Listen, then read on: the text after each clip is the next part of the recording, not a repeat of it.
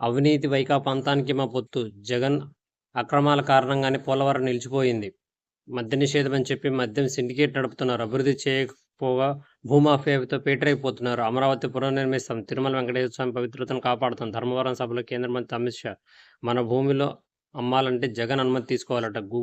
గూబ గుయ్యమనిపించాలి. ఎన్నికల సమాధానం చెప్పాలి. డీజీపీపై వేటు. వైకాపా కొమ్ముకొస్తున్నారన్న ప్రతిపక్షాల ఫిర్యాదులతో రాజేంద్రనాథ్ రెడ్డిపై ఎన్నికల సంఘం చర్యలు. అధికార పార్టీ అరాచకాలకు వెన్నుదన్న ఆయనే. బాధిత ప్రతిపక్షాలపైన రివర్స్ కేసులు.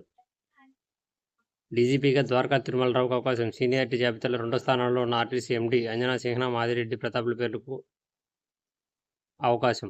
వైకాపా బంటులైన డీఎస్పీలపై ఈసీ వేటు. అనంతపురం, రాయచోటి డీఎస్పీలకు వీరాఘరెడ్డి బదిలీ.